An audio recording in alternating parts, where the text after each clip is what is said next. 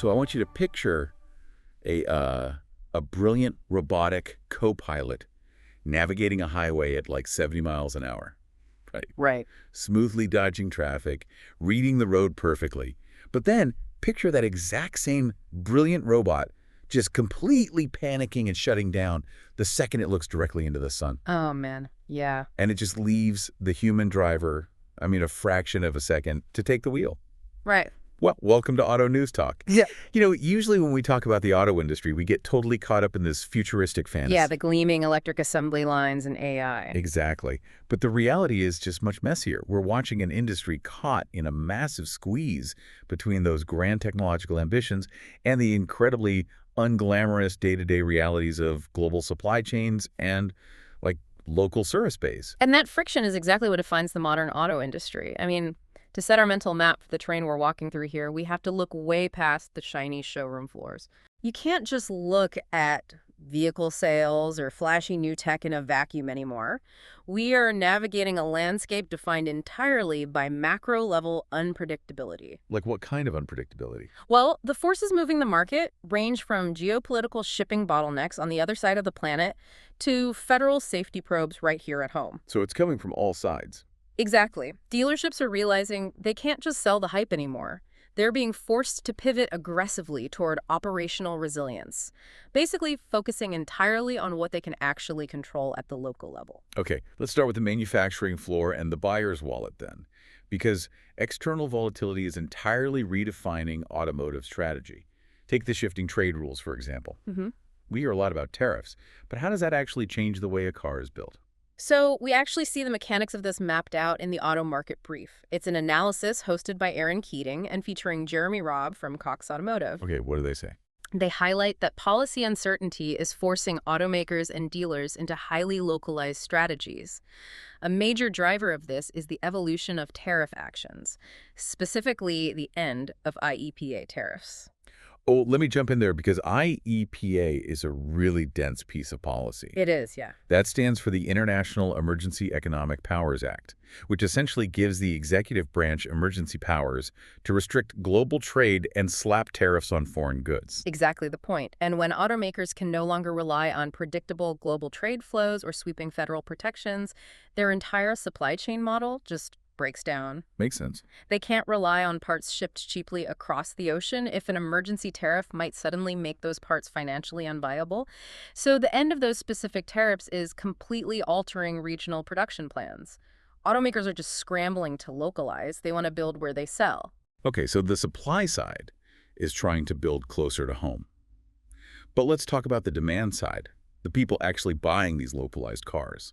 We tend to imagine this booming middle class walking into dealerships, but the Auto Market Brief paints a very different picture of the consumer, right? They really do, and they use a very specific, memorable term to describe it.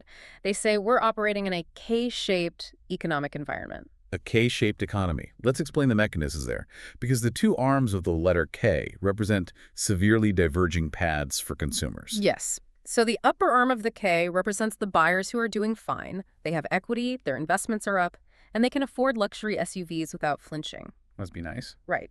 But the lower arm of the K represents a massive chunk of the market whose reality is entirely different. For them, personal savings rates have fallen drastically from their pandemic highs, while household debt is steadily climbing. Wow. Affordability is just a massive constraint, as monthly auto payments push past what a normal family can endure. And the brief notes that while tax refund seasonality provides a short-term lift, like people take that refund check and use it for a down payment or to catch up on maintenance, it's just a temporary Band-Aid. Overall, it's a fractured, volatile market. Which is why the analysis emphasizes that dealers must rigorously track wholesale trends to offset retail variability. Because you never know what the consumer can afford. Exactly.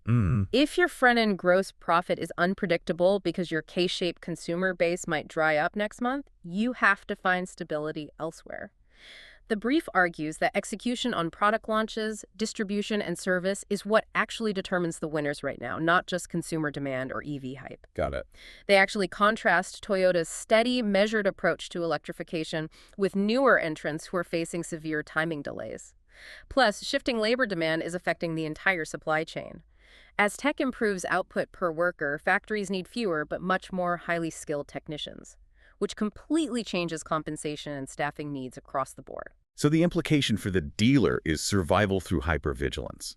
You can't just open the doors and expect sales. You have to out-execute the shop down the street. Right. But I'm reading through this analysis, and there's a noticeable blank spot. They point to localized regional production as the ultimate answer to tariff shifts. But what this source doesn't answer is exactly which specific regional production strategies automakers will deploy. Yeah, they leave that open. Are we talking about expanding existing plants in Mexico? Are we talking about building brand new battery facilities in the American Midwest? The geographic playbook is totally missing. Well, and you can't draw that geographic playbook without looking at global geopolitics. Let's widen the lens a bit. We have another analysis from Cox Automotive that zooms in on the tensions in the Strait of Hormuz in the Middle East. Oh, that's a huge choke point. Huge. The central insight is that tensions in this specific region introduce immediate, fresh uncertainty for both energy markets and auto supply chains. Because no matter how localized your assembly plant is, it always comes back to the price of fuel. It does. Disruptions near the strait tend to lift oil and gasoline costs globally. And here is where it connects back to the consumer. Past fuel spikes show a very quick uptick in digital shopping and interest for hybrids and EVs. People see gas prices soar, and they immediately go online to look for an electric alternative. But here's the catch with our K-shaped economy.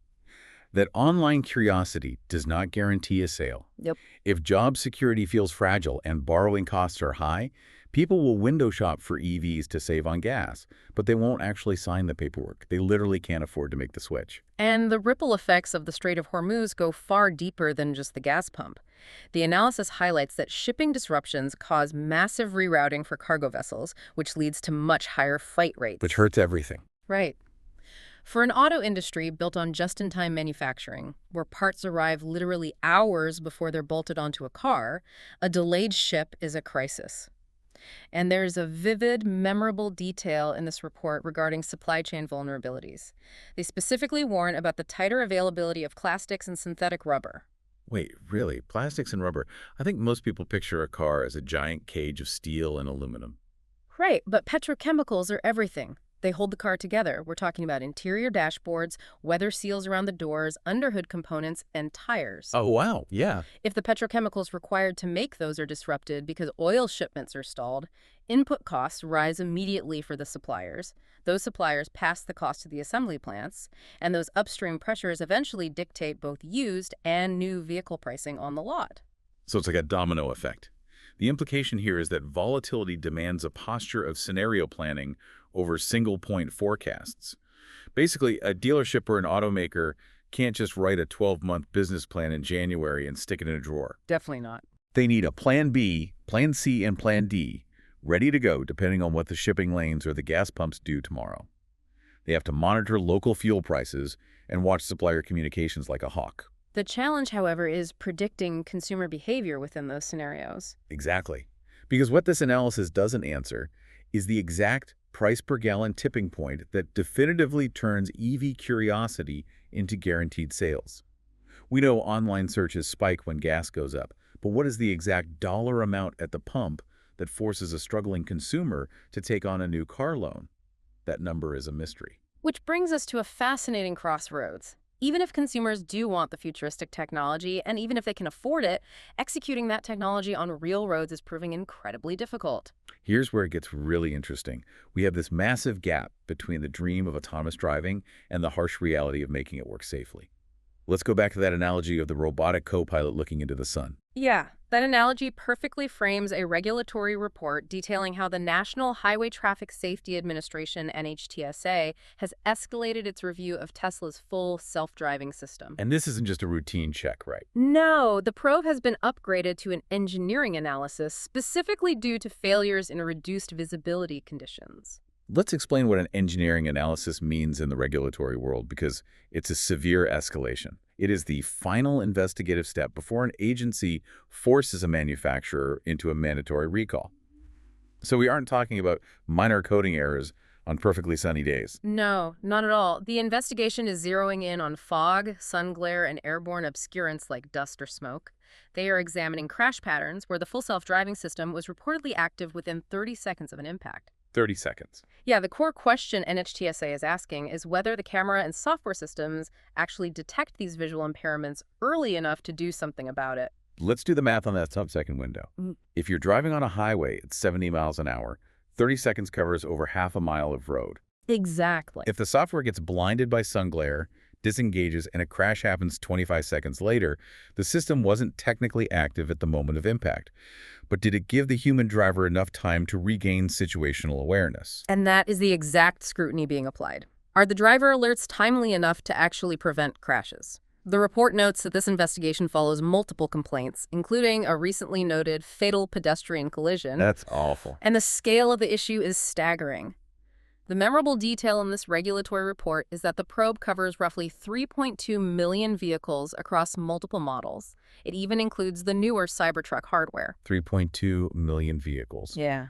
The implication here goes way beyond one company. This matters because whatever NHTSA concludes could fundamentally shape software design, driver warnings, and safety mitigations for vision-based driver assistance systems across the entire industry. Absolutely. If the federal government decides that cameras alone can't handle sun glare without earlier warnings, the engineering parameters for every automaker developing autonomous tech have to shift. The complication there is knowing what the actual remedy looks like. Right. I'm reading this report and thinking, okay, they found a problem with cameras looking into the sun. But what is the fix? What this report doesn't answer is exactly what mitigations or forced software fixes Tesla might actually have to implement if an official safety defect is declared. Right, like, is it hardware? Exactly. Will they have to retrofit radar on millions of cars? Is it just an over-the-air patch that makes the steering wheel beep louder? The specific cure is totally unknown. And this brings us to a critical pivot point for the local dealership. If EV demand is completely volatile because of a K-shaped economy and unpredictable fuel prices, and if autonomous technology is facing massive federal crackdowns, a dealership cannot bank its survival on selling the cars of tomorrow. They have to fix the cars of today, which means the entire industry is doubling down on fixed operations, the unglamorous world of the service bay, replacement parts, and regulatory compliance. The service bay is the anchor in the storm. And to understand just how high the stakes are in fixed operations, we have a report from the Institute of the Motor Industry, the IMI, regarding the UK Ministry of Transport Testing Network. For our listeners outside the UK, the MOT is their mandatory annual vehicle safety and emissions check. Right. Every car over a certain age has to pass it to legally drive on the road. Right. And the technicians who perform those checks are under immense pressure. The report details that UK MOT testers are facing an annual regulatory deadline. They must complete formal assessments and continuous professional development, known as CPD, or they face immediate suspension. Immediate suspension, like no grace period, no warning letters. None. The rules are stark. Testers need at least 3 hours of log CPD. If they miss the annual cutoff, their tester status is suspended the very next day. Wow. This instantly blocks them from performing any statutory inspections. For a garage, this means fewer available appointment slots, forced customer cancellations, and drivers taking their business to a competitor. Imagine being a shop manager. You walk in on a Tuesday, and your master tech is legally barred from touching a car because they missed a 3-hour e-learning module. The service bay is empty, but the overhead costs are still running.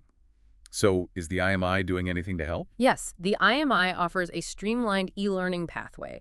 It simulates real workshop inspections with narration to guide the learners, allowing them to take the required assessment immediately after the training. Garages must plan contingencies because losing a tester is catastrophic. Yeah, and getting that suspended tester reinstated isn't just a matter of paying a late fee, is it? Oh, not at all. The most memorable detail from this report is the sheer administrative nightmare of reinstatement. It requires not just completing the overdue training, but the technician must submit to a brand new DBS background check. Wait, really? Yeah, which is a strict criminal record screening. On top of that, they have to arrange and pass a DVSA demonstration test. That's an observed live MOT inspection where a government examiner stands over their shoulder to verify competence. It takes immense time, money, and stress. The implication is super clear. These strict annual assessments are vital. As vehicle standards evolve rapidly with new EVs and complex sensor systems, ensuring that technicians are up to date protects public safety. But from a business perspective, strict compliance protects the garage's throughput. Yeah, the profit engine just stalls if compliance slips. The one blind spot in the report, however, is the national scale of the problem. What this source doesn't answer is exactly how many testers nationwide are currently at risk of missing this critical cutoff. Right, they don't give the big picture numbers. Yeah, the IMI outlines the catastrophe for an individual garage, but we don't know how many thousands of testers are sitting in the danger zone, threatening to create a massive bottleneck for consumers trying to get their cars inspected. Let's take that a step further, actually. Having fully compliant, perfectly staffed service bays is completely useless if you can't get the customer in the door efficiently. All of this relies on frontline execution. Which takes us from the mechanics bay directly to the phones. Exactly. We have an announcement detailing a new operational blueprint designed to solve this exact bottleneck. Traver Connect has launched an executive learning program called Experience Matters. It is specifically designed to elevate the performance of the Business Development Center, or BDC, through rigid execution rather than just one-time motivational seminars. Let's define the BDC for a second. The Business Development Center is the nerve center of the dealership. Mm-hmm. These are the folks who handle the incoming calls, set the service appointments, text the updates, and manage customer retention. Right. And the program is a 1.5-day, invite-only quarterly session. It targets service BDCs specifically for appointment setting and call handling. It involves live role-playing and incredibly disciplined KPI tracking to standardize daily leadership routines. So it's very hands-on. Very. They are trying to address the tighter service capacity that dealerships are currently facing. If a shop is down a mechanic, every single appointment slot is precious. Okay, I have to push back a little here, though. We just spent this segment talking about global shipping blockades in the Middle East and advanced artificial intelligence struggling with sun glare. Yeah. And the solution to surviving this macroeconomic storm is teaching people how to answer the phone. Isn't this just an upscale seminar for a call center? How is this fundamentally different from the dozens of other management retreats out there? And that is the exact hurdle the program is addressing. Because if the phone rings and the agent fumbles the call, all of that billion-dollar supply chain engineering just resulted in a lost customer. Okay, fair point. The difference here is the relentless focus on measurable behavior change over inspiration. There's a great, memorable quote attributed directly to founder John Traver in the announcement. He says, "If behavior doesn't change inside the store and the numbers don't improve, it didn't work." Oh, wow. Put it bluntly. Yeah, and they're reporting that when this structured execution is applied, appointment conversion rates can increase by up to 50%, and customer service index scores improve by up to 25%. Those are massive jumps for a dealership's bottom line. Yeah. So the implication is that structured execution and daily leadership routines are really the only ways to stabilize appointment pipelines and protect customer retention in this highly competitive K-shaped market. Right. If you can't control the global supply of synthetic rubber or the federal regulations on autonomous driving, you had better be able to flawlessly control how your team speaks to a customer. You absolutely have to secure your own perimeter. The big question mark hanging over this announcement, though, is the financial barrier to entry. We know the operational value of fixing the BDC, but what this announcement doesn't answer is the actual financial cost for a dealership to send its executives to this exclusive, invite-only program. The literal price tag of this operational overhaul is totally missing. Right, it's definitely an investment. So if we step back and synthesize this entire journey, 3 distinct themes emerge across the landscape we've explored. First, there's a massive friction between grand ambition and ground-level execution. Where do we see that most? Well, we see this supported by the NHTSA probe into Tesla's advanced vision systems struggling with something as simple as fog. And it's reinforced by the auto market brief's view that execution on the lot matters far more than the hype surrounding EVs. The future is incredibly messy, basically. It is. The second theme is the absolute reliance on unglamorous operations for survival.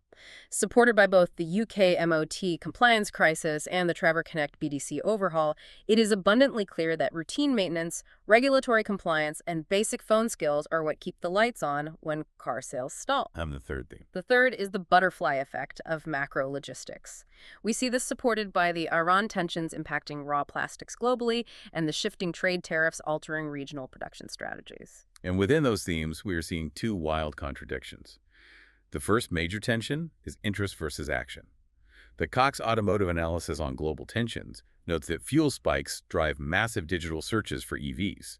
But, as the Automarket brief points out, the reality of the K-shaped economy means a huge portion of the population simply cannot afford to take action.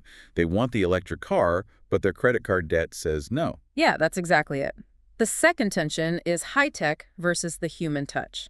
Billions of dollars are being spent on vision-only autonomous driving that, according to the NHTSA probe, still requires split-second emergency human intervention. Right, like we talked about with the sun glare. Exactly. Yet, at the dealership level, as Trevor Connect shows us, business survival relies almost entirely on perfecting basic human-to-human communication. It is incredibly ironic. The more advanced the vehicles get, the more we rely on basic human execution to keep the entire ecosystem running.